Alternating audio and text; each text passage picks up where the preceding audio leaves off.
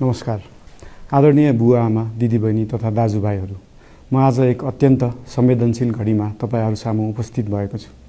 केही दिन अघि सुनसरीको देवानगञ्ज, सिराहा लगायतका स्थानमा भएको दुःखद घटना र त्यसपछि केही जिल्लाहरूमा उत्पन्न अशान्त वातावरणलाई लिएर नेपाल सरकार पूर्ण रूपमा गम्भीर र संवेदनशील छ।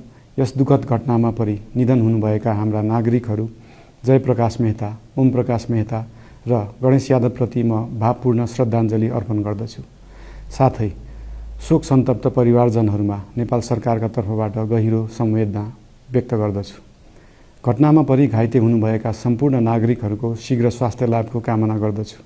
घाइतेहरूको उपचारमा कुनै पनि प्रकारको कमी वा ढिलाइ हुन नदिन सम्बन्धित स्वास्थ्य निकायहरूलाई स्पष्ट निर्देशन दिइसकिएको छ। घटना भए लगत्तै सबै सुरक्षा निकायहरूले तत्काल घटनास्थलमा पुगेर परिस्थितिलाई सामान्य बनाउने, थप अप्रिय घटना हुन नदिने र शान्ति सुरक्षा कायम गर्ने प्रयास निरन्तर गरिरहेका छन्। घटनाको निष्पक्ष छानबिन गरी दोषीलाई कडा कानुनी कारबाही गर्न गृह मन्त्रालयले छानबिन समिति गठन गरिसकेको छ। म सबैमा विश्वास दिलाउन चाहन्छु कि यो छानबिन पूर्ण रूपमा निष्पक्ष र पारदर्शी हुनेछ।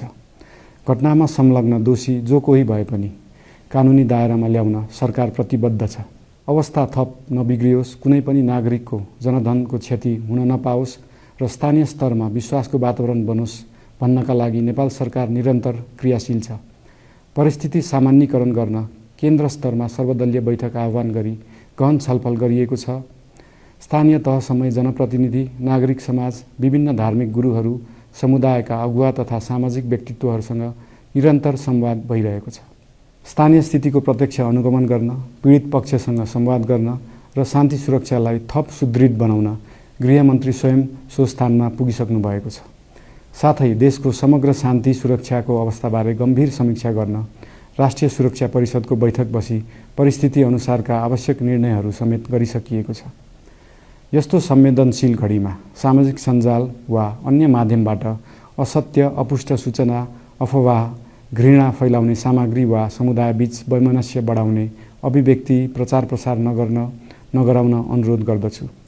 साथै सरकारी निकायहरूबाट जारी भएका आधिकारिक तथ्य र सूचना मात्र विश्वास गर्न विशेष आग्रह गर्दछु। प्रत्येक नागरिकको जीवधनको रक्षा गर्नु, सामाजिक सद्भाव जोगाउनु र समाजमा शान्ति कायम राख्नु राज्यको सर्वोच्च र प्राथमिक दायित्व हो। आगामी दिनमा पनि राज्य थप सतर्क र संवेदनशील रहनेछ। प्रत्येक नागरिकको जीवन सुरक्षाका लागि सरकारका सम्पूर्ण संयन्त्रहरू अहोरात्र खटिनेछन्। शान्ति सुरक्षा भङ्ग गर्ने, अराजकता फैलाउने वा हाम्रो सदियौं पुरानो सामाजिक सद्भाव, सहिष्णुता र भाइचारा खलबलाउने कुनै पनि क्रियाकलापप्रति सरकार पूर्ण रूपमा सचेत छ र यस गतिविधिमाथि कडा कदम चालिनेछन्। नेपालको संविधानले प्रत्येक नागरिकलाई आआफ्नो धर्म, संस्कृति र परम्परा मान्ने मौलिक हक प्रदान गरेको छ।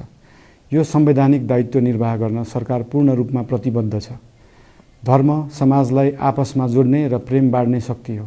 संसारको कुनै पनि धर्म वा संस्कृतिले हिंसा, घृणा र विभाजन सिकाउँदैन। सबै धर्मको मूल सार करुणा, दया, प्रेम र शान्ति नै हो।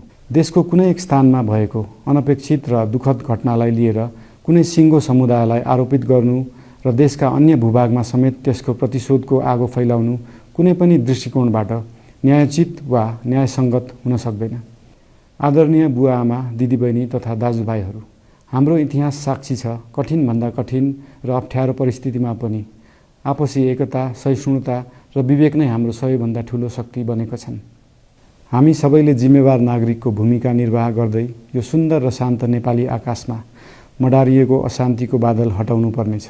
हम आम नागरिक, नागरिक समाज, धार्मिक समुदाय, सब आदरणीय अगुवा, सब राजनीतिक दल आ जिम्मेवार संचार के माध्यम सबके धैर्यता आ संयमता अपना के शांति, सद्भाव, भाईचारा आ राष्ट्रीय एकता कायम राख के लेल सरकार के तरफ से हार्दिक अपील कर रहल छी। धन्यवाद।